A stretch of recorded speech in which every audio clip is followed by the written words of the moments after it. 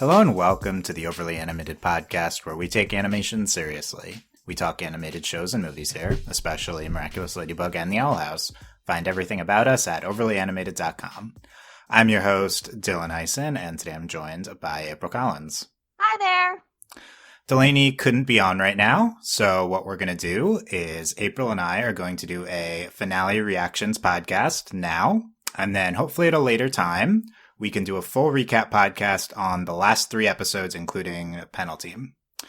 So for today's podcast, we are talking about the biggest things from the season 4 finale of Miraculous Ladybug. Part 2 just came out today. Part 1 was Risk. Part 2, Strike Back. Shadow Moth's final attack. I gotta remember to talk about that name. I gotta write that down. I don't have that in my notes. We gotta revisit the name. I'm writing it down. Yes, so the big season 4 finale, it just came out. We're going to get our reactions. We're going to talk about the biggest things.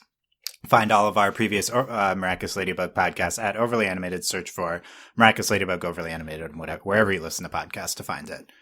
Okay, big finale spoilers. We're spoiling the season 4 part 2 of the finale. Spoilers for all of season 4 of Miraculous Ladybug starting now. Please don't keep listening. We're finally caught up. Yes, everyone's caught up. Everyone's caught up now until season 5. It feels good to be at this place. I know. Nothing to be spoiled. Thank you. Good. No leak spoilers. I'm sure that'll be there somewhere in the comments. No leak spoilers. April, what did you think of the finale? Oh my goodness. I don't this was a ride. So there was so much I didn't think, like, so much happened and I was like, I didn't predict any of this. So yeah, we didn't have great predictions in retrospect, but I mean, we did, just none of them were true. And so that's a good point. They were good predictions. Yes, they were good predictions, but none of them were true. But like, I'm really high on these episodes because Shadow Moth did some things. He's wrecking the world, and I'm there for his win. I was gonna ask, yeah. No, I'm like 1000% there for this win because, like, we always give him like such a hard time, and we're like, he's so incompetent, but he did it. Like, he did it in this episode, and or in these episodes, and you got to give him credit because, yeah.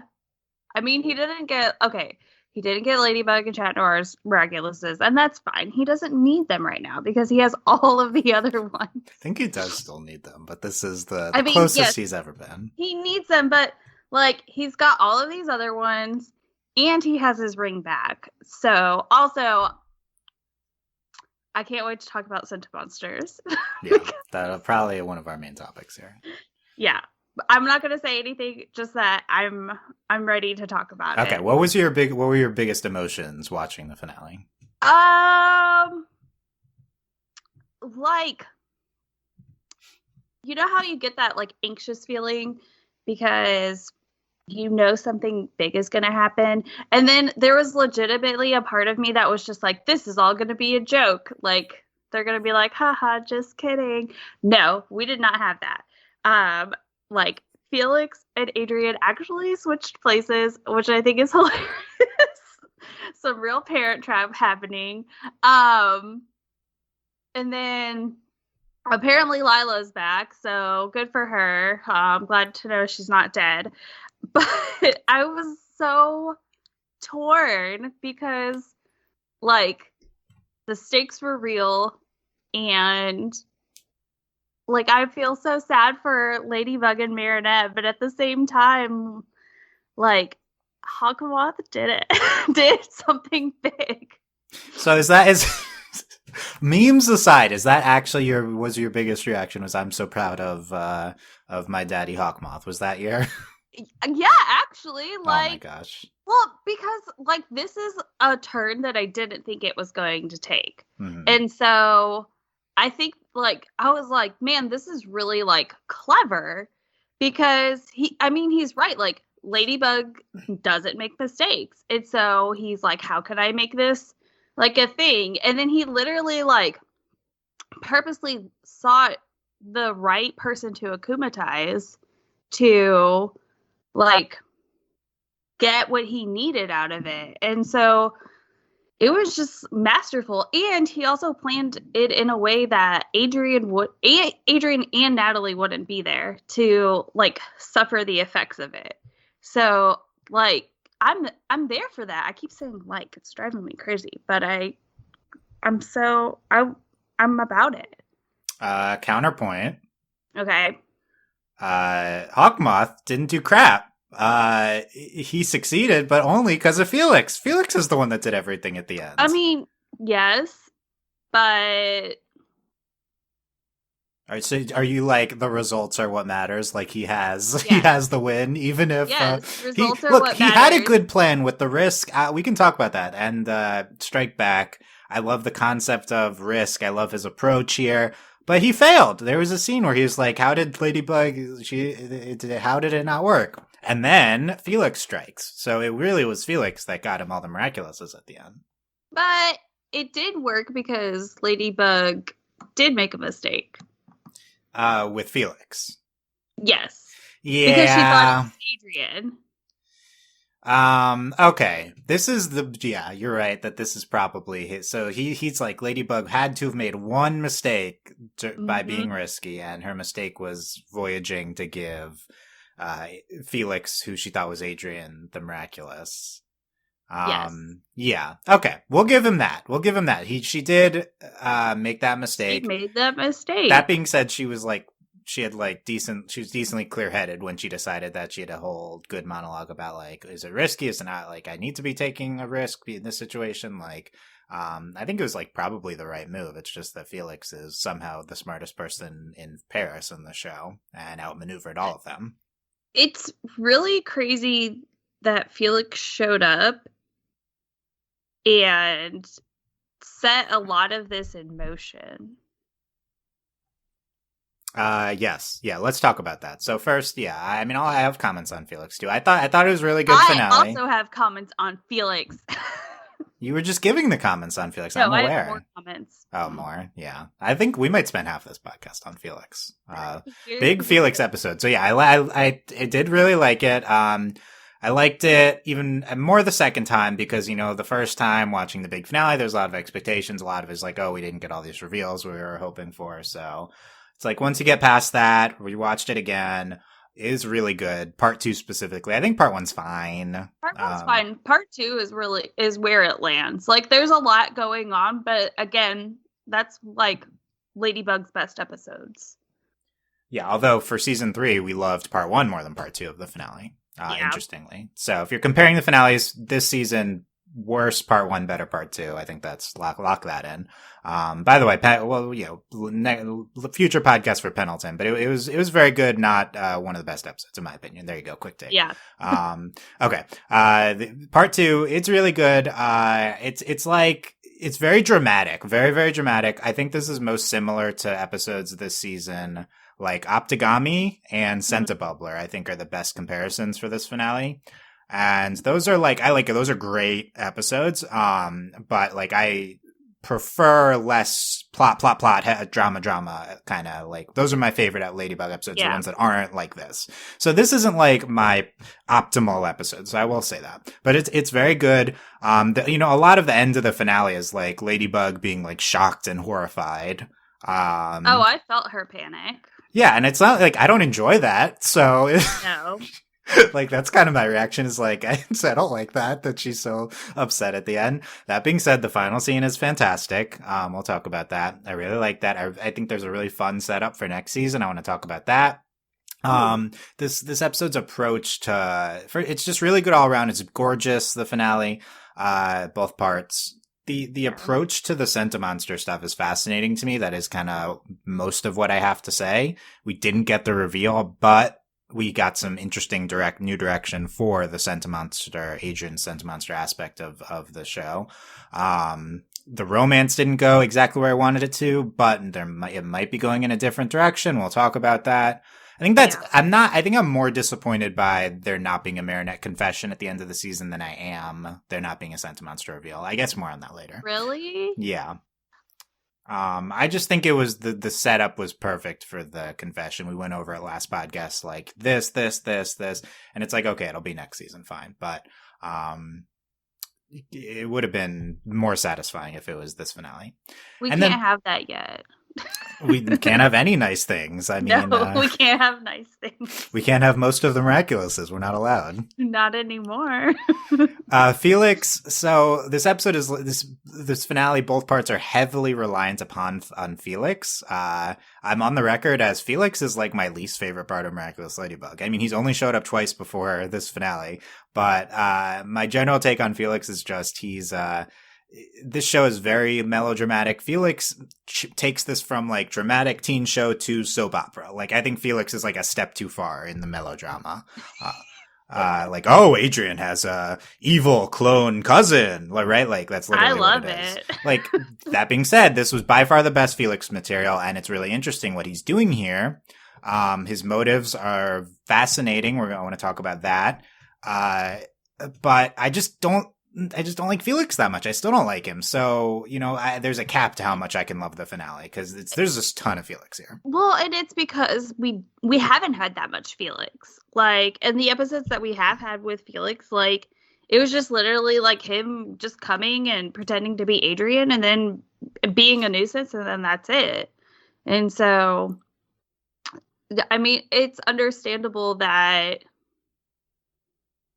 if you're not a Felix fan, you're not going to be super thrilled about him being in the finale or causing so much havoc at that same time. Yeah. Yeah. But I feel like we're going to be seeing a lot more of him. So buckle up, Dylan. Oh, I'm buckled. We're ready. I'm in the train with Felix. You're in the Felix train. Look, I might be on the Felix. Here's my hot take. I might be on the Felix train after this episode. I came in hating Felix. I still don't like him as an element of the show. Like, I think he's like the worst written aspect of the show, conceptually, not in terms of actual like episode scripts, because his episodes are good. It's just like I don't like the concept of Felix. But now the show might have turned me around on Felix, and I'll explain why. Go ahead. I want to hear it. Do you want to do Felix now or Hawkmoth having the Miraculouses? Felix now. Okay. Here's the fascinating thing about Felix is we can continue this discussion. Okay. I was like, we're already talking about Felix. Yeah. Okay. Felix. He has the Peacock Miraculous now. Yeah. Not only does he have the Peacock Miraculous, that was the only thing he wanted. He makes a trade with Gabriel at the end of the episode. He trades the Peacock for the ring, and I'll give you also all the other Miraculouses, except for Ladybug and Cat, and Shadow Moth keeps the butterfly. So he clearly just wanted the Peacock Miraculous. At the end, we see him on the train heading back with it, and that's kind of where we're left with Felix. Other things from this episode in terms of Sentimonster stuff is part 1 and part 2, it makes it extremely clear that both Felix and Adrian are Sentimonsters. So last time we saw Felix, that opened up the possibility for either Felix is either Adrian's a Sentimonster or Adrian and Felix are Sentimonsters. Very clear that Felix is also a Sentimonster now. And I think Felix knows he's a Sentimonster. And also Felix knows he's a Sentimonster, absolutely. Yeah. Because, which we don't know this definitively. And so it's like, well, Adrian is a Sentimonster. Is that confirmed? No, but it was already extremely clear before this finale. This finale, I think, better than ever establishes a direct causal relationship between the ring and the control of Adrian. Like, I think part 1, direct, like, there's no doubt that the ring, Emily's ring controls Adrian. Emily's ring controls Adrian. Which, like, we knew from, like, theorizing, and the season has increasingly made that clearer, but literally that happens in part 1, that the ring controls Adrian. Especially since Gabriel had to go and grab Emily's ring. Yeah, at the end of last season, and then or whenever, and then gives it to Nathalie on the train because Natalie's going with Adrian. She's going with Adrian. And in addition to the fact that we confirmed that the ring controls Adrian, is that Felix knows this because Felix pretends to be Adrian and is acting in part 1. I've seen some people unclear about this. I strongly read that scene in part 1 where Felix is pretending when Emily uses the ring and he responds like Adrian would. I believe he knows that the ring controls Adrian. Yeah. You agree with that? I think he knows too. Yeah. Because he has to know. Because he knows that it was a big deal. The rings are a big deal. And they were used for the Centimonsters. And that's why he went through all of the hassle previously to get the ring from Gabriel. And he's like, I don't really need this ring anymore. Because the Peacock Miraculous creates Centimonsters. So that's the ultimate control, right? Let's talk about this. Let's walk through the Felix's journey on the show. I apologize if I get any of this wrong. I'm not a Felix stan, as I said. The first time we see Felix, he gets the other ring back and leaves with it from Gabriel. Yep. So presumably that is his akumatized object. That is his amucked object. That is his object that now he controls himself. So after the first episode we see Felix, he's now in control of himself because he gets the second of the rings. He tried to give it to his mom. And she said, "Oh no, it was always in the plan for you to have it." Mm-hmm. So we don't know where Emily, how she fits in, what she knows. That's even more complicated. But she has to know. I assume, and we still need the Centimonster backstory. I was hoping we would get the backstory of this is how Adrian and Felix became Centimonsters, how it relates to Emily and Gabriel. That's what I was really hoping for this tonight. We didn't get it. We're still gonna get that at some point in season 5. I mean, we have to. Yeah. So Felix has his own ring. He also he knows that ring controls him. Maybe Emily told him, or maybe he figured it out somehow. How Felix knows everything, we've no idea. And that's another reason why I don't like him as a plot device. We don't understand anything that's going on with him. His mom had to have told him. Probably that's the simplest explanation, I guess. That's she's not innocent in all of this. She has to know. I've seen her once, so I don't know. Yeah, we've seen her once. Twice. Did she come back in that last episode? Yeah. I don't know. Yeah. Now he has his ring, and now he's trying to suss out that Gabriel, in the last episode that we saw him, he suss out that Gabriel is Shadow Moth, and we're not sure why, but now we know in this episode that he's going for the Peacock Miraculous. Probably he was going for that the entire time, or his motivations changed, but at the very least, this is all he cares about here. He gives Gabriel back the ring that controls Adrian, which I was kind of surprised about. I want to note this. He doesn't care about Adrian, or he doesn't want to free Adrian by giving him his own ring and explaining this to him, or he thinks that'll mess things up or something. So he gives, right? Adrian's has an abusive father who controls him, and he gives him back the mechanism to control him, right? So clearly his motivation is not saving Adrian. No. Which is, I guess, kind of obvious because he is deceiving Adrian, but he might. He didn't even react whenever Nathalie was like, Adrian's not with me. No reaction whatsoever. Well, that was him. Yeah. Yeah. Yeah. But in terms of Felix. Yeah. But how does he know? What does he think actual Adrian's been up to? I don't know. This is confusing. Because he doesn't know Adrian is Cat. Nope. I believe, but Felix could know Adrian everything. Doesn't know that his dad is evil. I don't know what. Yeah. Last thing is anyway, I'm sorry that has been long-winded, but I think making this clear is, parsing this out after the finale, because the Felix stuff is confusing. So he's going for the Peacock Miraculous. So now's the topic of discussion. Why does he want the Peacock Miraculous? He knows he's a Centimonster. He controls the mechanism with which you make Centimonsters now. Mm-hmm. He can't be renounced. He can't be snapped away. Nope. Because he has that control now. Right. I believe, I'm not sure exactly. Do you need, if you don't if you're the holder of the peacock and you snap without having the mucked object, does it still kill them? Yes. I that's my guess. Because, what was it? With, I can't think of what they called her. The second Ladybug. Yeah, who had her object? I don't remember. She had her object. Okay. And then Natalie was like, ha ha! Snap, I release you from gone. Existence. Yeah. So he's preserving his life. He now controls his own life. No one else does. Mm-hmm.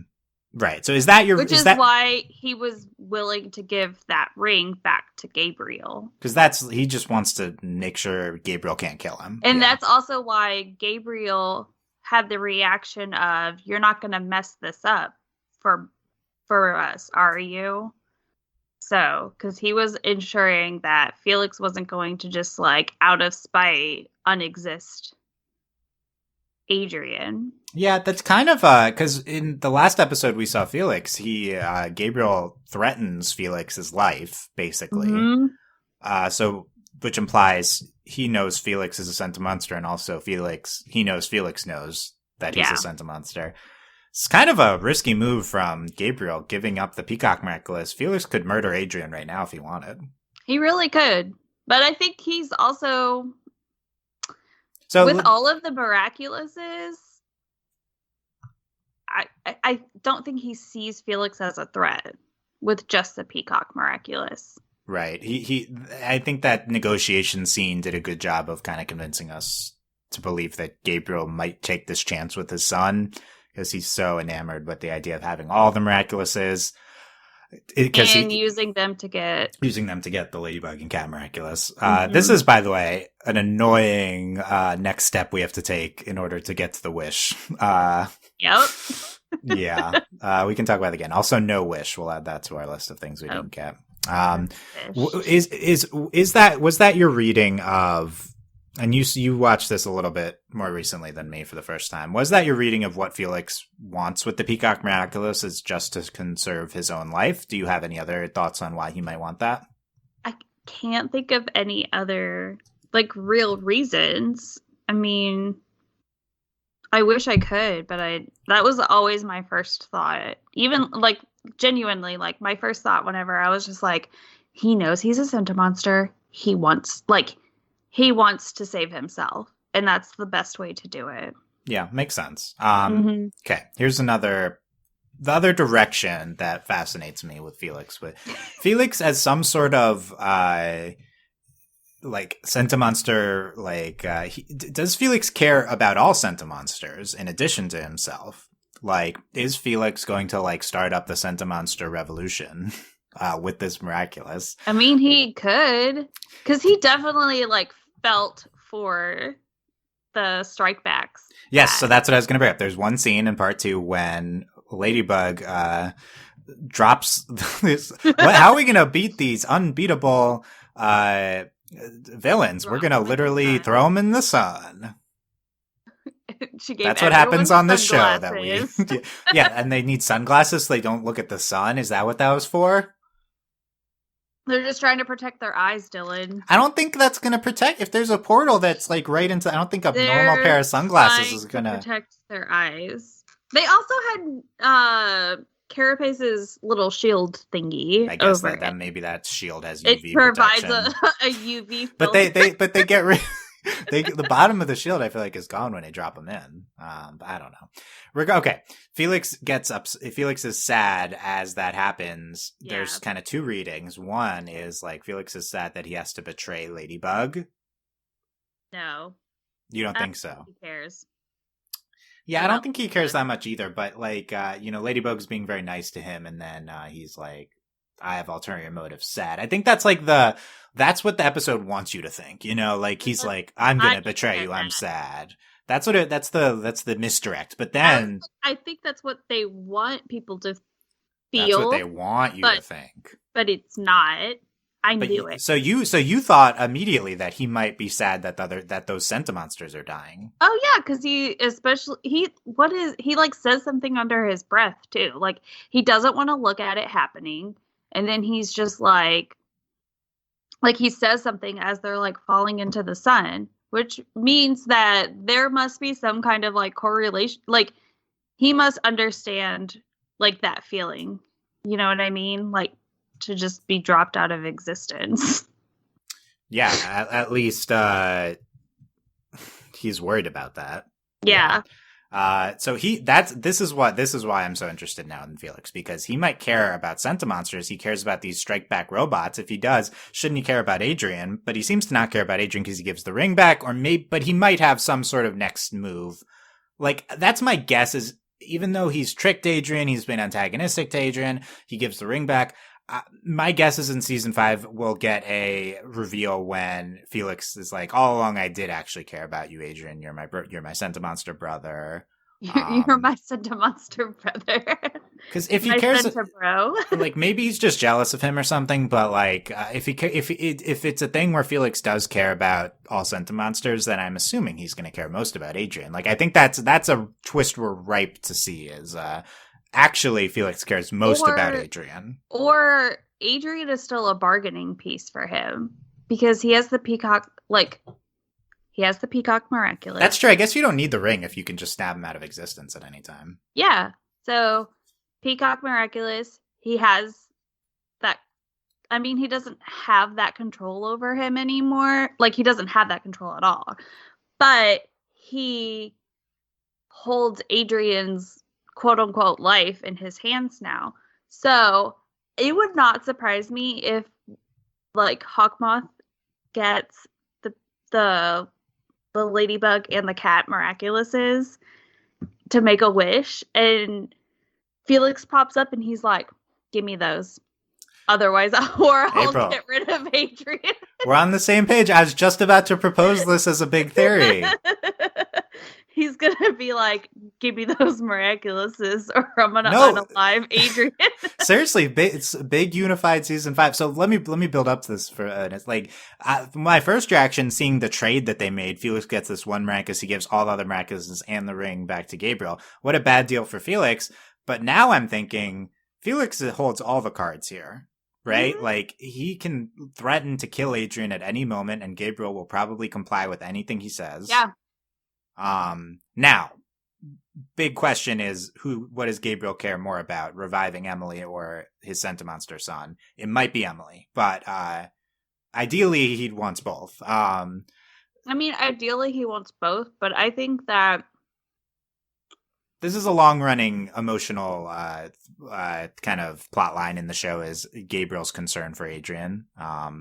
We've got Gorizilla. I think he has concern, but I wonder if his concern is only because, like, if Emily wakes up and Adrian's not there, she would probably be heartbroken. Yeah. I wonder if in surface level, Gabriel thinks he doesn't care about Adrian. He's just a Sentimonster. I just want my wife back. Yeah. And he wants his wife happy. Yeah. But deep down, right. So he's just like wants to go along with this in order to appease, Emily and like bring back their old life. But deep down, I think he does care about Adrian. So like, even though he's pretending not to care, like push comes to shove, like he might. I think it's like it's not like the same love of like a father and a son. Does that make sense? It seems more distant for sure, looking at the whole entirety of the show. It's not like a direct like care. It's like third party concern. Potentially. So, but anyway, so Felix may be able to control Hawkmoth. That maybe Hawkmoth really didn't think this through. And notice I'm calling him Hawkmoth. It's because he doesn't have the peacock miraculous. Yeah, which I'll get to that in a second. Hawkmoth maybe did not think this through fully, because Felix, despite only having one miraculous, can now threaten him anytime he wants to. And so what if he co-ops Gabriel's wish, and then Gabriel is going to wish for Emily back. Felix says, I'm going to kill Adrian before you do that. Felix gets the miraculouses, or at least this is what he wants to do. And he wants to wish that all Sentimonsters are real, and you can never, unalive them. You can never, kill them ever again. Potentially, like, I'm going to destroy the Peacock Miraculous, or potentially, like, some other, I'm going to change how it works. Yeah. Right, like, that's his wish. Is like, I'm permanently alive, and so are all the other Centimonsters. Mm-hmm. Or even, like, I think more so, like, I'm alive. I don't know. I mean, I feel like he cares about other Centimonsters, but... We really haven't seen much except for that one scene in this part 2 where he cares about anyone other than himself. Mm-hmm. Like, that's the only time we've ever seen him Maybe he cares about his mom. Maybe. I think he does care about his mom. I mean, his quote-unquote mom. That's sad. But I think that's just it. Like, it's gonna be more so about himself versus like him and others, because he's not that type of person. Yeah. So, in conclusion, this Felix discussion for me at least, while I am disappointed that there was no Adrian as a Centimonster reveal this finale, we were expecting this plotline to just kind of end, right? Or like to the climax for the climax to happen here. Yeah. Instead, we're still on the building up towards the climax, because here's a new thread of intrigue. Felix is now in control of Centimonsters, potentially wants to legitimize Centimonsters, change the system, at least save himself. How does he feel about Adrian?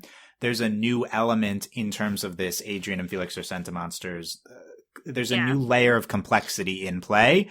And to me, that is like my feeling right now, we'll see how I feel in, with some time. My feeling right now is like, I'm interested enough by what the show's proposed with Felix, with the Peacock Miraculous, that I am okay putting off the Centimonster reveal for a little while into season 5. It's because we already know. Because also, the other thing the finale did was basically confirm it without literally saying it. Yeah. Which I was going to say, like, they essentially confirmed it without outright saying it. So that's why I'm okay with not having the Centimonster reveal. And we get to watch another layer of it and unfold to a certain degree, which I'm there for. Yeah. So do you agree with me? Oh yeah, for sure. Are you disappointed at all that we didn't get the reveal? No, because we got the reveal. Okay, I like your attitude. I'm like, no. I like the cut of your jib here. You're like, we got the reveal. We know. So you're like, I don't care about these other people who don't acknowledge it. I don't care about Thomas calling this a theory still. No. We know. It's confirmed. We know. Like, all of the clues, okay, I know the show loves to, like, punk us and give us, like, oh, Adrian and Marinette are dating or whatever other things. But in terms of this, the clues that we've been given, we can't go back from them. There's no, like, hey, Miraculous Ladybug, just kidding. No. Like, we've got hard evidence. Can't Miraculous Ladybug this one away, Thomas. Love you, Thomas. We love you, Thomas. Yeah, but I was going to get into a tangent about Ladybug goings on, but we don't need to talk about that. Any other thoughts on Felix's motivations before we? Yeah, I think they're pretty, like, obvious. Well, yeah, we have some questions, but we'll always have questions with this show, Dylan. It's not ever gonna not happen. We'll propose some more questions as we go here. Okay, so that's our discussion on Felix. Let's go back to Hawkmoth here. Like we said, Hawkmoth lost the Peacock Miraculous, so that's why he's not Shadow Moth anymore. Which is why this was his final attack. That's what I was going to say. What do you think of that as the name? This finale is called Shadow Moth's Final Attack. Well, he's not technically a Shadow Moth anymore because he lost the Peacock Miraculous. So even though he's still the villain next season, I guess this was his final attack. Buy or sell this from the show. Yep. Absolutely. I love it. Are you being sarcastic? No, I really did. Like, because we were so worried about it, or at least I was. And then after he gives up the Peacock Miraculous, I was like, he's not Shadow Moth anymore. That's why it was his final attack. He's now something else. We don't know what. But Miraculous Moth now. Uh, Yeah, he might have a new name. That's true. Next season. how could he not have a new name? But no, I loved it. I loved the fake out. I'm here for this one.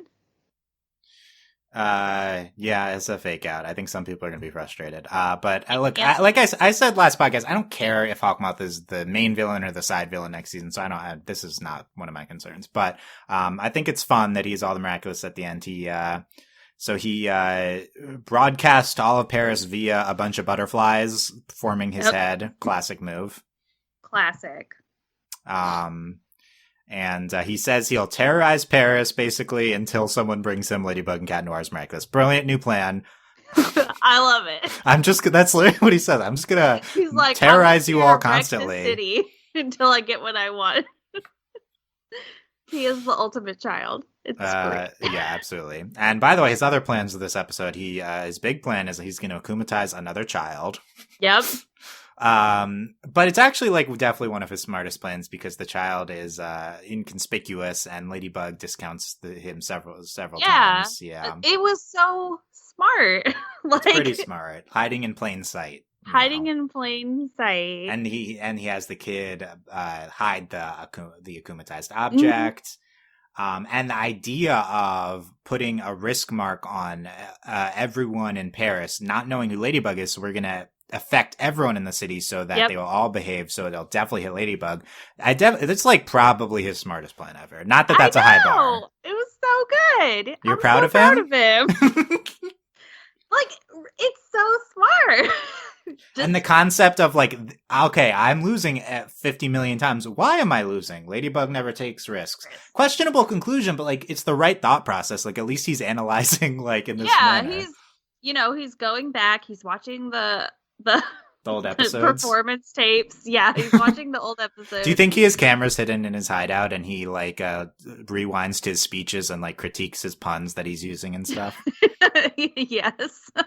He reviews the tapes with Nathalie. That's what they watch at night, laying in bed instead of Netflix. Is they watch his old performances. And that is like I don't want to see you. The missiles launch on you for the 50th time, Gabriel. Yeah, they have to have some kind of camera system because otherwise how would Nathalie also know what's going on in there when she's laying in bed, not androiding or roboting it up? Can't we just watch Bridgerton instead of watching your old speeches for once, Gabriel? In my head, yeah, that's what they're watching. They're watching Bridgerton. Yeah, definitely. Okay. I just want them to watch Tiger King. And Gabriel's like, I relate to this guy. Is that it? Yeah. He's like, this show exotic. And Nathalie's like, I'm getting some ideas here. Yeah. They figured out their couple's costume for Halloween. They really should. All right, I'm gonna be the tiger. I'm gonna be Joe Exotic. Gabriel's undoubtedly the Joe Exotic of Miraculous Ladybug. Oh yes, unfortunately. And now he is the Tiger Miraculous too. Is there a Tiger Miraculous? Which one is it?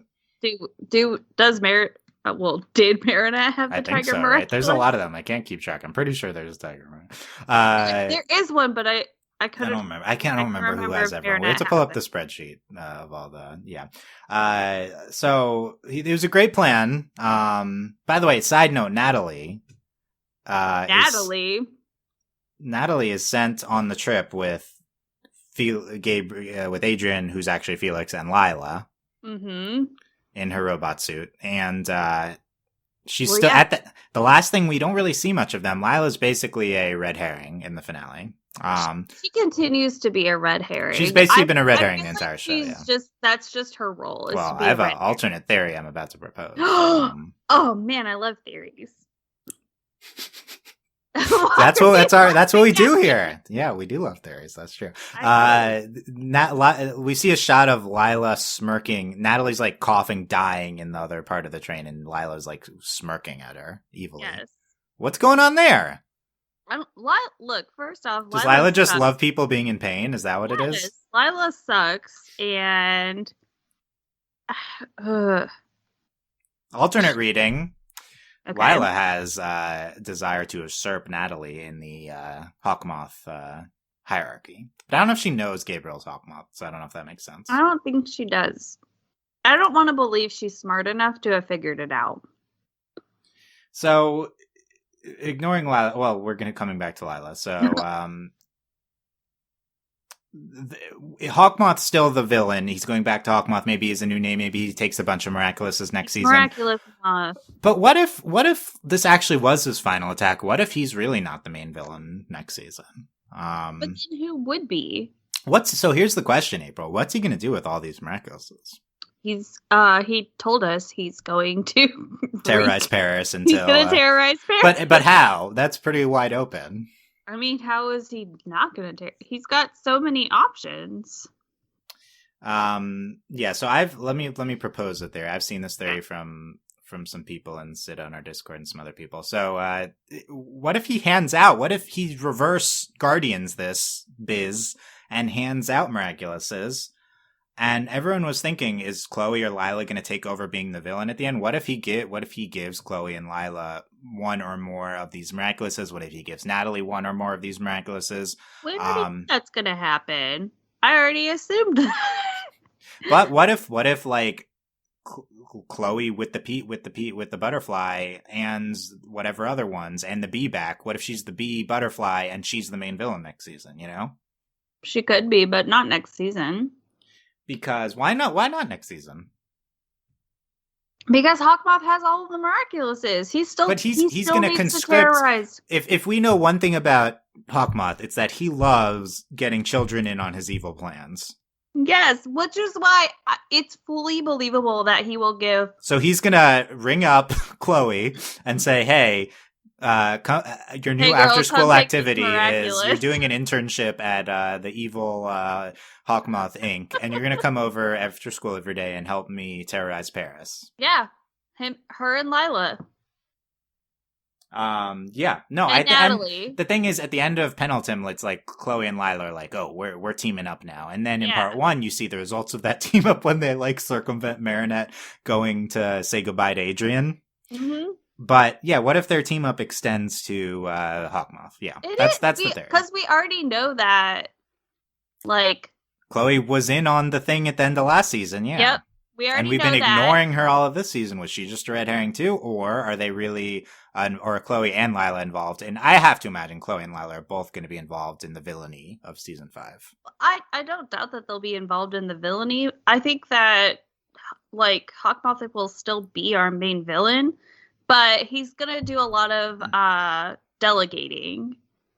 So, because he loves to hang out in his little tower, and this, allows him more free range to terrorize Paris. Like, hey, Chloe, take this, whatever miraculous and have at it. Like, go have fun. And it's a little bit more secure because there isn't a akumatized item for him to, like, be at risk. Does that make? Because yeah, it's interesting, right? Because if he does, maybe he's not akumatizing someone every episode. Yeah, because he doesn't need to akumatize them. He can give them a miraculous and be like, "Hey, yo, you upset? Take this miraculous. Go wreak havoc for me. Bring me back the lady." That would be a big change for the show if it's like the butterfly's not even used every episode. I don't. If I said peacock, I meant butterfly. He'll still use it because we can't just right. So is it like is he going to akumatize someone in conjunction with sending out him or someone else to also wreak havoc with one of the other miraculous, or could he give the akumatized villain one of the miraculouses? That's interesting. Yeah, I don't think he necessarily has to.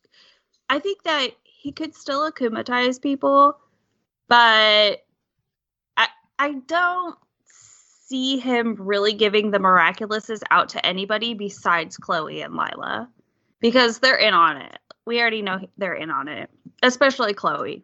I don't know if Lila's in on it. I don't remember. I think she is now, because her and Chloe are like, yeah, we're gonna do this together. And I feel like Chloe's the type of person to be like, look, I have an in with Hawkmoth. Let's ruin everything. She brings Lila. Yeah, she's like, Gabriel's hey, like, who's this? Yeah. Yeah. She's like, hey, girl. Well, Gabriel knows who Lila is because he sent her on the train. Yeah. Yeah. He knows who Lila is, but now, like, she can be a part of the gang of chaos. Yeah. So look, the possibilities are or not necessarily endless, but there's a lot of interesting possibilities for like the basic setup of season 5. So in addition to being intrigued with Felix with the Peacock Miraculous and that direction for the Sentimonster stuff, I'm also intrigued with Hawk Moth having all the Miraculouses and him giving them out, him giving them the villains. A lot of cool stuff you could do with this. Okay, next thing is the last scene. Big dramatic scene with Cat Noir and Ladybug. So Ladybug's very upset after losing all of the Miraculouses. Maybe this is like Ladybug's low point in her Guardian journey, in terms of like plot structure and character arc structure. But Cat is there for her despite his alienation from the team the entire time. He says, "You haven't lost me." Ladybug says she made a mess of everything, but Cat hugs her and says they'll get the Miraculouses back one by one. So that's another question. Is that part of the setup for next season? They're going to literally get them back every episode they get one back. Mm-hmm. That would be exhausting, but that's possible. We have to go on this quest, Dylan. Who cares about these Miraculouses? We must retrieve the Miraculouses. Just care about the wish. But, okay, also, I just thought of this. We could get to see more Guardians and new Miraculouses. Yeah. So, yeah, we could talk about that now. So we see Suhan, the Celestial Guardian, watching at the end. Yep. So presumably he'll be in the season 5 premiere, be like, what the heck, Ladybug? How are we going to fix this? So yeah, maybe he'll call up his other Guardians, and we know that there's other Miraculous boxes. Yeah. Mm-hmm. That's kind of wide open to Suhan's role. Anyway, Kat says they're going to get them back one by one. Kat says, you, the best superhero there ever was, them, the people of Paris. And we see everyone rallying outside. It's kind of a little campy with all the people of Paris where did they all come from? Yeah, I don't know where they came from, but they went to the street, took to the streets to celebrate Ladybug and support their hero. And me, your loyal partner. Aww. Yeah, it was cute. What did you think of the scene? I thought it was very sweet. Especially whenever he like pulls her into the hug and then she blushes.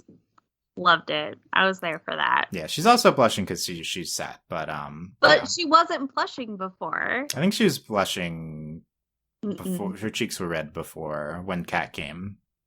At the beginning. I'm willing to fight you on this one, but you're sticking up for Ladynoir here. I am, just because it was a very like sweet and tender moment, but especially because. Did you read this as romantic? This scene. When she blushed, yes. Because that's the only person she can really like count on. Like she can't go back to Alya. Alya renounced the Miraculous, yeah. Yeah, well, Alya doesn't have the Miraculous, but at the same time, like. Alya had already given back the Miraculous, too. So, cause that was something that I wrote on my notes. Yeah, I was like, no more Reyna for realsies. Yeah, because Hawkmoth has the fox now. Yeah. Yeah. Yeah, but outside of the blush or red cheeks, whatever, did you see it like romantic secondary to like supportive dynamic, but with an undertones of romantic? Is that how you're reading it? Yes. Because also for Marinette, and I know she, it's Ladynoir, but for Marinette, the whole, like, Felix thing, I think that's going to change her relationship with Adrian a little bit. In what way?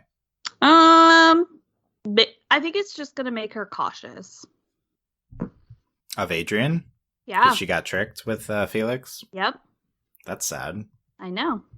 I don't like it. Which is why I'm like, all right, let's support Ladynoir, because that's the next best way we're going to get Adrian and Marinette. And I might be crazy. It's fine. Yeah, I mean, let's no, that's where I was going here. So yeah, I love this too. I definitely am like shockingly, I'm not really reading the scene as romantic. I did think like she's red from the crying, and I mean, I think it's like mostly like supporting. I love how this like follows up again on the cat being alienated from the team, and this follows up on Marinette being the guardian.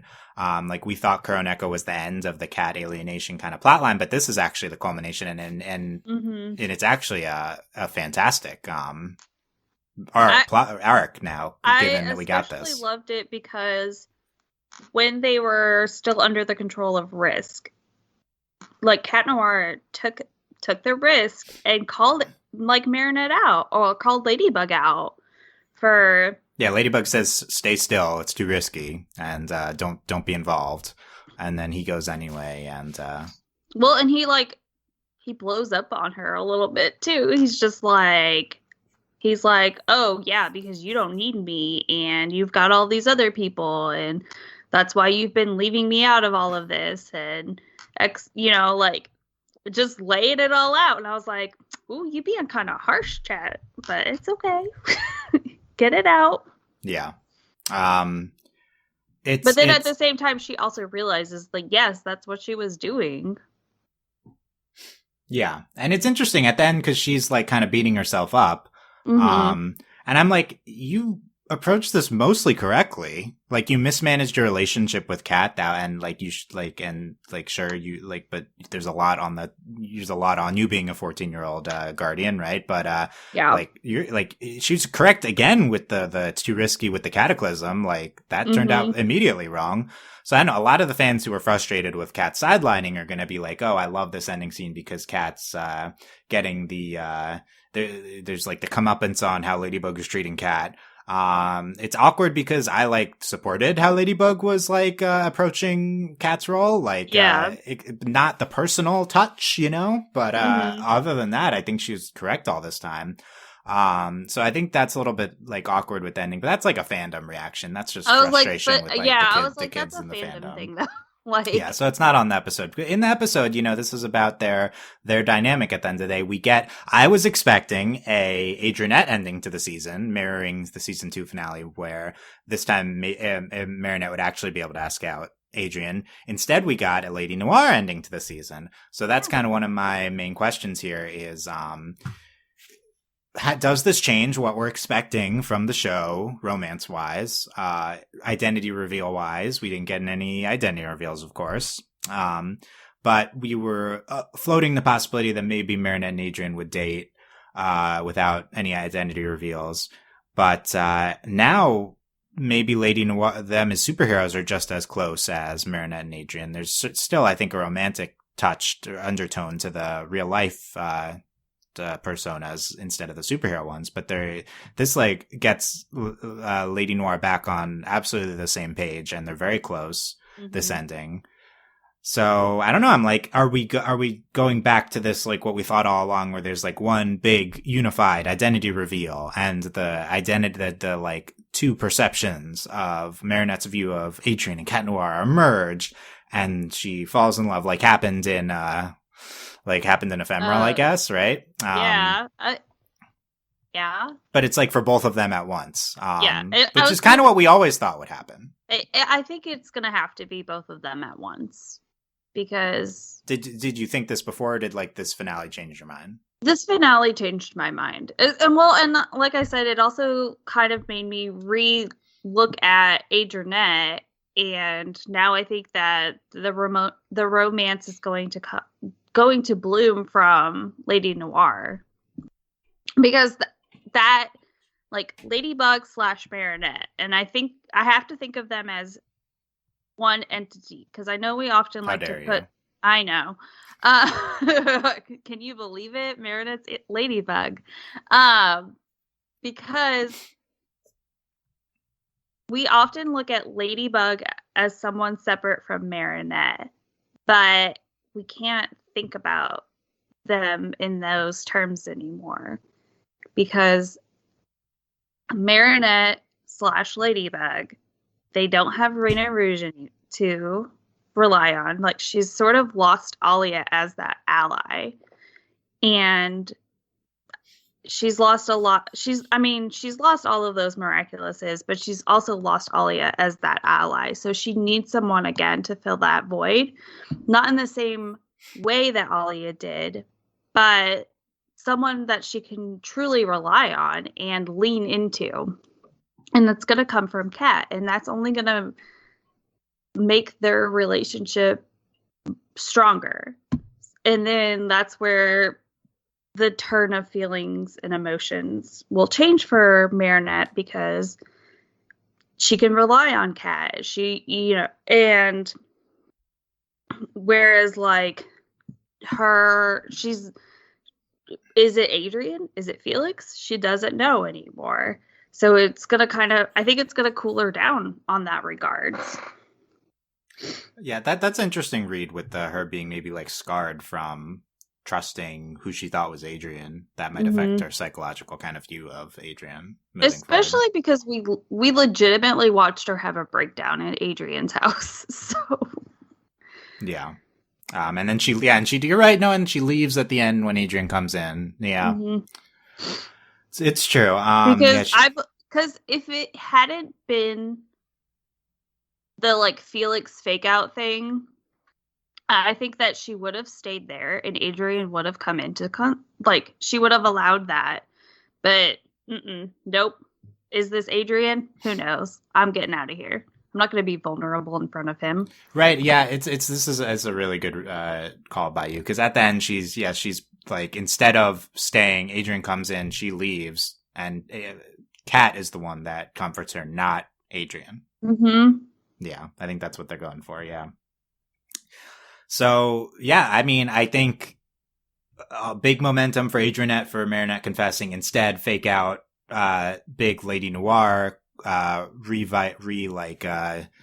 getting them back up there in terms of being a big dynamic. They're reconnecting. This is like good. The Ladynoir has been a plotline this season, which we've talked about. And we've seen it develop this season just a little bit. I mean, in small doses, but at the end of the day, like at the end of this season, I would say that Ladybug is more fond of Cat Noir than she's ever been. Yeah, definitely. And this, even before like this whole like losing the Miraculouses thing and his speech at the end. Yeah, there's just some awkwardness because of her position of power, but this episode reconciles that and positions them both back at the center of the hero team. I mean, there's no team anymore, but this positions them back right next to each other in their dynamic. Your loyal partner, he says at the end. So yeah, I do like this direction. We saw the future where Ladybug has this big hero team, so presumably she'll recover all of them and maybe figure out how to have her with Kat alongside her at the helm of the team. And obviously them knowing each other's identity would help a lot there. Yeah, which would probably be the thing that primarily helps. It's interesting that we got this ending after a whole season of Kat, it's being an issue like, oh, you're in love with me. That'll always be too much of an issue. But push comes to shove here when she needs Kat most. That's not an issue, and Kat is able to emotionally comfort her. This might be the turning point in that dynamic. Maybe it's not so much of an unescapable, like insurmountable roadblock that he has feelings for her, because this was the biggest moment and it wasn't an issue. So maybe that's what she'll think of moving forward now. Yes. Yeah, so good. Ladynoir stocks on the rise. Yep. After this finale. Bye. Even though I really didn't read this as the primarily romantic or anything, it's still like it paves the way. That's kind of more the takeaway I have. Yeah. Changed. My mind is shook. I know. I'm kind of shook, and I still want the Marinette Adrian dating. It'll be interesting to see how season 5 handles this. Maybe in season 6 we can have it. Well, we're hoping that they'll know who each other are in season 6. Yes. It'll help. Okay. And we can finally learn what the hamster will be named. Yeah. Well, that'll still be a mystery, because it's like, oh, they're not married yet. They're together, but they're not. So we don't know. They don't have a hamster. Maybe they haven't gotten the hamster yet. Yeah. Okay, so good Ladynoir stuff at the end. It's a gorgeous scene. Oh, so pretty with the rain falling and everything. Yeah, and if I laid out this kind of 6 most important things for the finale, and even though it's like no Adrianette, no Cinemonster reveal, look at the Marinetta's the Guardian. This is like her low point, but this is like a huge episode in that plotline. I didn't necessarily expect it to like have the nadir of that, but that's a legitimate kind of narrative route to go with it. So big episode for that. Big episode for the Adrian cat disenfranchisement plotline. Yep. In retrospect, amazing plotline. We address Alya here. I don't think this was like a huge thing or helped it forward a lot, but we have the follow-up to Rocketeer, where Alya tells Nino that she's still Rena furtive. And we have, I guess, sort of a reveal in that, like, Cat Noir finds out that. And Cat Noir Ladybug, Shadow Moth finds out. I guess it doesn't matter anymore because he is the Miraculous. Ladybug, but it was still like a big thing, and I think that's one of the pieces that, that's the piece that kind of set Cat Noir over the edge too, was finding out that Alya still was Reina Rouge and Ladybug hid that from him. Yeah, that's true. In Rocketeer, he knew that Alya and Nino knew, but didn't know this, I guess. It's confusing. Yeah. No, that is true though. But all fixed now. Now they're loyal partners. We're forever. back to season 1, everybody. Let's go. Well, they were kind of annoyed at Ladybug was kind of annoyed at him in season 1. Okay, we're kind of back to season 1. What do you think? So, what do we think of Alya renouncing her Miraculous after the reveal?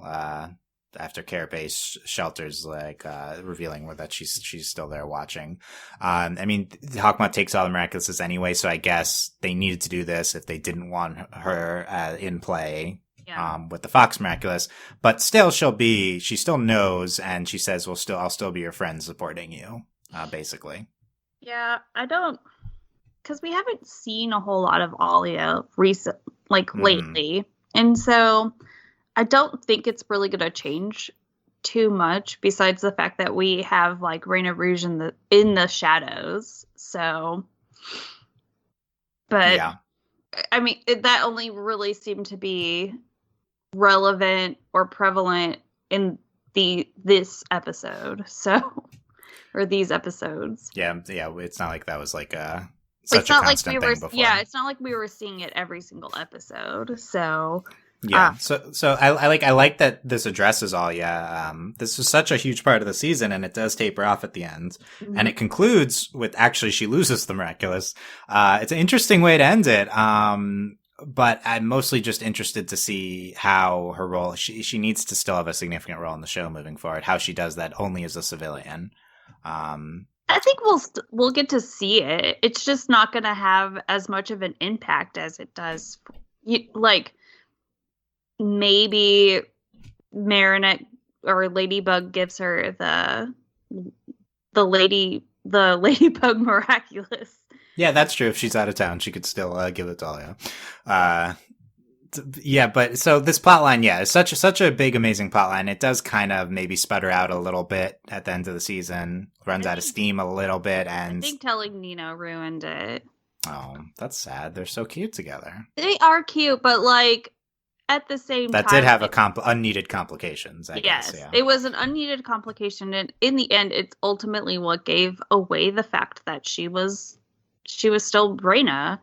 Would have been really nice if she still had the Fox heading into next season with Hawkmoth having all of them. That would have been a big bonus. But maybe maybe that's one of the first ones they get back. Yeah. Kat says we'll get them back one by one, and then maybe Ladybug decides, hey, we actually do need you. I feel like that's a really important one to get back just because it does create illusions. Yeah, we've seen it be powerful. Yeah, so I guess this plotline is to be continued because they're going to want to get that one back, and that'll be this will still be a big plotline next season. It's one of the quote unquote main ones. So that one, the bee, and the you're going to lose me with trying to figure out which are the main Miraculouses, other than the Ladybug and Cat Miraculous. I know those are the most important ones, because you remember in the Miraculous box, there was the 5 or whatever at the top. And then all of the little drawer thingies, so they were less important. You're like, remember the layout of the Miraculous box? No, I don't remember the layout of it. I do, because my brain is crazy, okay? Let me Google inside the Miraculous box. Let me see if I can find a picture. Inside the Miraculous box. You'll see it. Google Images. You're gonna see it. Oh, you're right. There's ones at the top, and then the other ones pop out. You're right. Yeah, I remember. I should never have doubted you. Yeah, I feel this betrayal. And... It's the fox, the bee, the turtle, the peacock, and the butterfly and surrounding the and the reason that it's laid out like that, there's a special significance. It's because they pulled out of their butts that there were more Miraculouses after that. They added it on to the mythology of the show. Yeah. These were the ones they originally had. Yeah. So that's the special significance. But it does play, like, if you think about it, those are the ones that have a bigger impact versus... They're the main characters in the show, of the main superheroes. They're the main characters, but like... The main superheroes, right? Yeah. Yes. And you could argue those are the most powerful ones, but I mean, there's a lot of voyaging in this episode. I think that's a pretty powerful one, too. Well, yeah, but like, you can only really... They give out a new one in the episode before the finale that can copy any power. That seems pretty good. That's a good one, but well, no... Is it you can copy any power, or is it you just copy objects? Because, like... Oh, you copy an object. There's a lot of them. It's okay. I need to outline that episode. There are a lot of new heroes. I need to dive into that one. All right, next podcast, we outline all of the heroes. It's I'm gonna have to work on that. So speaking of, we have a new hero here. But anyway, in conclusion, like we have, at least it's addressed in a way, and it is intriguing heading into next season what Alya's role will be. The Alya plotline overall was still really, really strong this season. That being said, it's like a little bit under the radar in the last third of the season, let's say. Mm-hmm. But still really good. Okay. Quickly through the rest of the stuff. Felix, quick reactions podcast. No, it's very long. Felix gets the dog Miraculous. LOL. We were waiting for Bark to have someone. That's another. This finale, by the way, pays off several other minor things from the season in a really good way. We get Bark, that was set up earlier. We get Mayor Bourgeois' filmmaking. It. So I do think this is like there's a lot culminating here. I do think, even though we don't get the big things. Felix gets he's Flairmidable. Yeah, that name's kind of weird. Why didn't they just call him like Spots or something? I'm assuming he's not literally Flairmidable in the French. The French one I think comes out tomorrow. I'm assuming this is another translation thing. It doesn't make sense. Catwalker was not the French name, by the way. It was like Velvet Paw. I would have preferred Velvet Paw. Velvet Paw. I love that. Yeah, kind of like Velvet Paw. I like Velvet Paw. Too similar to Scarlet Moth. Velvet, Scarlet. I don't know. We also have Penny Bug is when the version of Ladybug with like a few other Miraculouses. Some of these names, I don't know. Like whenever they do the combining, like when Ladybug does the combining of the. Like, yeah, why does she need a new name? She's just herself with other jewelry on. She doesn't need a new name, and that's why I get so annoyed with it. I'm Penny Bug. Penny Bug? What does the penny even have to do with anything? Do you have a new sense of self when you have 4 Miraculouses on instead of 1? Yes. Who was she whenever she had all of those Miraculouses on at the end of season 2? Yeah, was she like I don't know. But yeah, it's kind of funny that she has a name though. But anyway, Felix is Flairmidable with the dog Miraculous. He can retrieve an object. Mm-hmm. Which seems kind of narrow, but they immediately use it in conjunction with the time travel, and they're like, "Wow, this is a really interesting." It actually was a really interesting combination. They burrow back to get when they get the object originally. Man, that was clever. Loved it. All these fans complaining about Marinette. She's the child who immediately comes up with this complicated plan. Like, I wouldn't have came up with this.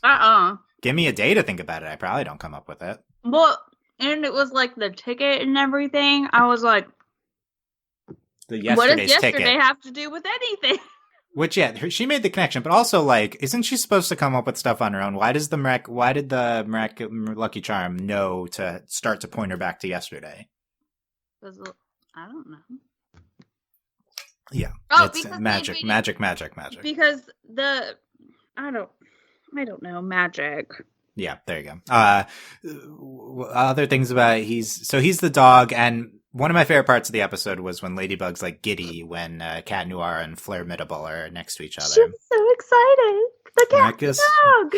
Cat and a dog, funny, isn't it? Come on, shake paws. Now that he's joined the team forever. Forever. Yeah. Because she thought it was Adrian. Yes. Ironic, yes. But very funny, her getting so excited over a cat and dog. And she's just excited over Adrian being a hero there, yeah. Yeah. Well, it didn't work out for him whenever he was the snake, so. Yes. She finally gives him another Miraculous, yeah. What do you think of Felix being with the dog Miraculous? I feel like it was I liked it. I don't like the name, but I wish, like, I don't know. Maybe it was just me, but I was like, oh, I think he kind of enjoys being like a miraculous holder. Not, I mean, then it makes sense with the peacock, but it's kind of tragic that he's like has these ulterior motives the entire time and has to like have this whole complicated plan to get back to control his fate. When, yeah, it would have been nice if he was just part of Ladybug's team. I do think he would have had more fun there. I think he would have had more fun too, just in like the same way that like Adrian has more fun being Cat Noir. But you got to give him props for being extremely clever with the talent or the skill that he was given. He was just like, ha, I've got this. Let me use this. He immediately comes up with a plan. Yeah. Yes. And you see him on the train. He's like, oh, I just touch it like this. And you can see the wheels starting to turn. Yeah. Cause he's like, how does this work? And then, oh man, that was good. Yeah, again, by far the smartest character in the show. We just praised how smart Marinette was, to be fair. Marinette is very smart. Marinette's always smart, except when she's being dumb. Yes. Felix is only smart. Felix is just smart top to bottom. Because he was also the one who was like, Adrian, let's switch places, because I know you don't want to go do this. Like, yeah. I thought his costume was good. I think it's fun. The only thing is like, I thought Ladybug's reaction is fun. The only thing is I'm just like, you're suspicious, he's ulterior motives the whole time. So it's kind of stressful with him being a hero. I was like, yeah, it was extremely stressful with him being a hero because she was just like, Adrian. And I was like, that's not Adrian. I know. Yeah. Stop it. Very like a horror movie unfolding, basically. Yes.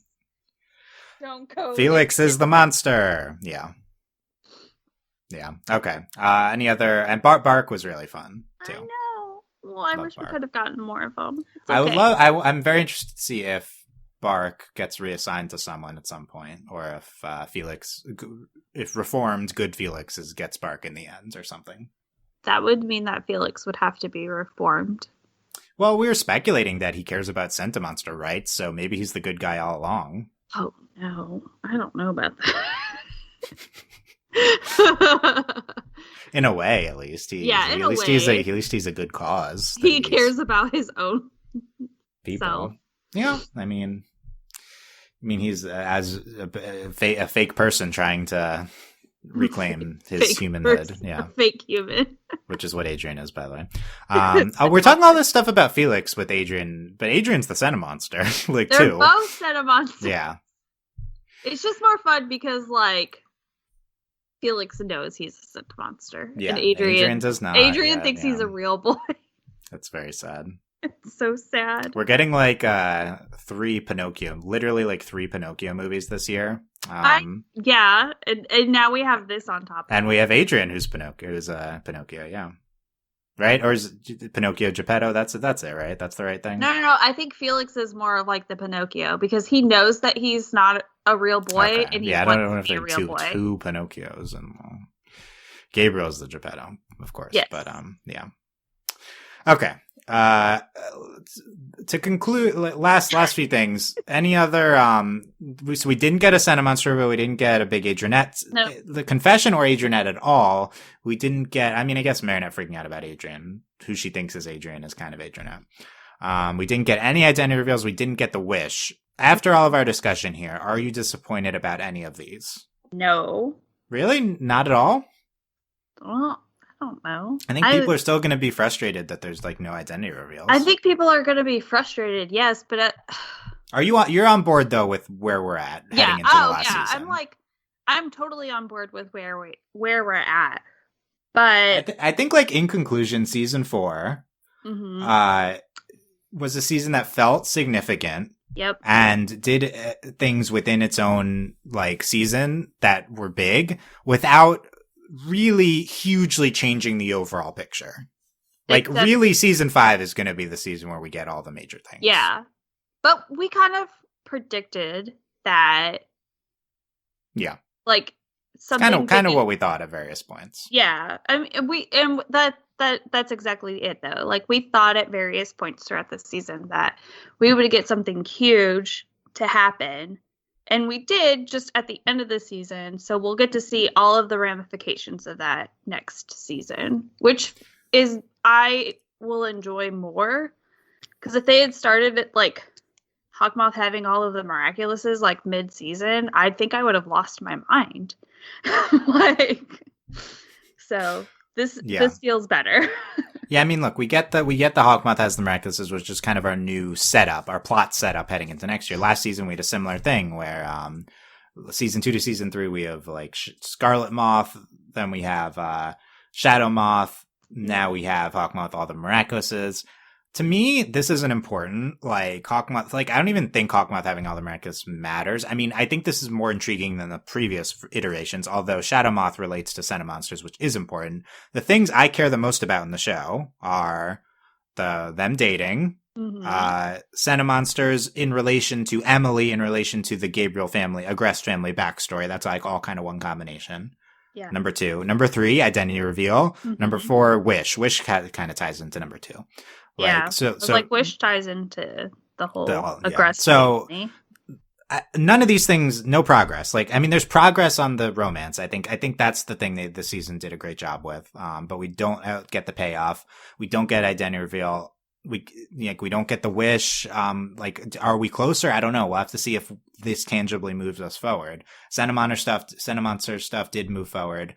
But yeah, I mean, we're really just setting up for the things like, I mean, this is just subjective, like what the things I think are the most important. Like all this stuff is really going to have to be hit hard in season 5. And the question will be, are we going to start doing it right away from the beginning? Or is this going to be only at the end of the season? That's kind of the big thing we have to start doing it right away. You would think. Because 4 and 5 are made together. So... And knowing what we know of this show and how it's been made, yes.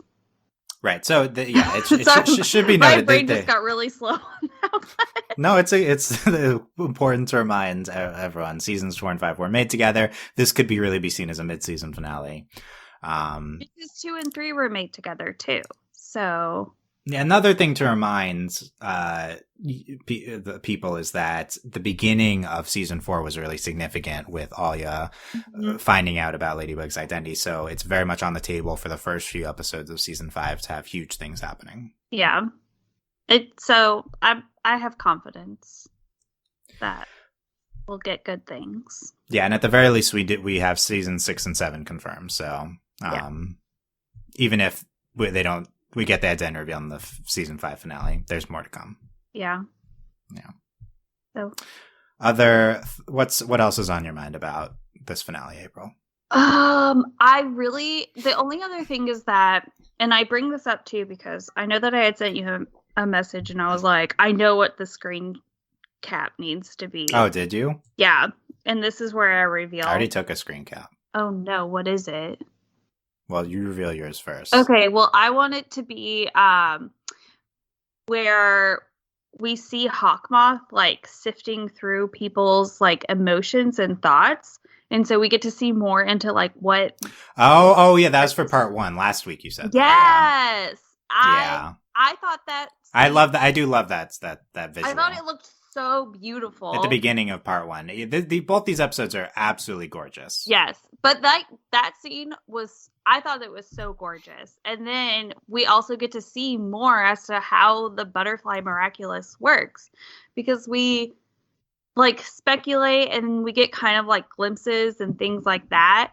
But this is like us actually getting to see it. So he actively sifts through everybody's emotions and then finds, like, he purposely finds the negative ones, though it's probably not supposed to be used in that way. And I was like, this is great. I love this. Also, Yeah, this is pretty. This is for you. This is made for you. Yeah. That scene was for me. Thank you, Thomas. I appreciate it. No, it was. I did really love that visual. Yeah, so there's really good stuff in part one. I will not make that the screen cap because it's from part one. That's the only reason. What did you? I'm curious to see what the screen cap is now. Okay, let me send you. It's interesting because I wanted something no spoilers, right? Well, that's why I liked the Hawk Moth one too. That's also that because I was like, oh, no spoilers. I sent it. Oh, that's a good one too. It's the last shot of the season, but it's actually not spoilers. It's the last shot. It's not spoilers. Well, I guess the last shot is like the giant butterfly head with Paris crowd. This is right before that, though. You're getting into semantics. And this, it's like the side angle of Ladybug and Cat looking out into the people of Paris, and there's like a gorgeous like tear going by. So I took this after that because I guess the tear might be spoilers that she said, but yeah, there's a great visual. Oh yeah, the tear and it like sparkled away. Oh, beautiful. Beautiful. Okay, I accept this. You're sold. Well, I accept it. I would rather it be the Hawkmoth one, but it's fine. No, that is a great one. Yeah, when we have the Hawkmoth podcast part 2, that'll be the screenshot. Okay. Yes. Yes. Okay. So, of note in terms of this being gorgeous, I've heard people talk about how this is the last episode of Ladybug animated by SAMG Animation, which is like one of the main animation companies. I think they've done less work on Ladybug recently, but used to do more, and it's like the best looking studio. I can't confirm any of this. I don't know where people get information about the animation studios of Ladybug. Yeah. But yeah, so apparently, you know. It made me, it kind of made me feel like I was looking at some of like the screen grabs and like the videos that Jeremy puts out from the movie. Mm-hmm. Interesting. Yeah, it's like more and more of it. It looked very cinematic in my opinion, which I think is the other reason why I was just like, oh, it's so beautiful. Yeah, gorgeous. They did a great job, and hopefully season 5 can still look great without I'm gonna go back to like where some episodes like and then there's like some episodes that are just gonna be gorgeous. Yeah, well, I mean at this point every Ladybug episode looks great unless there's problems like with Chilin. There was clearly some issues there. Still great, obviously great episode, but you think, and the episode, I think Psychomedian may have had animation problems too, so like I think unless there's problems, it's going to look good regardless of who's doing it because they're putting a lot of resources. You know what I mean? Like there's some episodes that just look so incredible. Yeah, well, no, yeah, these finale episodes look more better than most of the season for sure. Mm-hmm. But yeah, it feels like very cinematic. Yeah. Anything else from the finale, April? No, I'm satisfied. That's it. Me too. Good job. Yeah, I think it was a good job to note that scene from part 1. That was that visual. That was really good. I loved it. I'm gonna make it background somewhere. Yes, make it your background. Print it out and put it on the wall. Yes. On your Gabriel Aggress stalker board. Shh, you're not supposed to talk about that. You're adult Marinette, because Marinette has Gabriel's son stalker board. You have the father. What is it? I was telling someone the other day, or I guess it was like yesterday, that like at work, I very much feel like, well, the comparison I made was to Charlie Day in It's Always Sunny. And he's got like the red string all over the place and all of that. So I guess the comparison in this one is that I'm like Marinette's stalker board, and that's what my desk looks like in terms of like Post-it notes and like papers and things like that. Whiteboard. So if you don't have a stalker board for a person, you just embody the mentality of the stalker board in your everyday life. Mm-hmm. The energy of the stalker board. The energy of the stalker board, yes. That's what the epitome of human behavior is, I feel like. The stalker board. That's what we're all striving to. That's what evolution is leading to. We all just want to reach Marinette levels of stalker board. Yeah, absolutely. I think it's like the conspiracy board with all the strings on it. Same energy. It really is. Except hers is like for good versus bad. I mean, it's good. It's for love.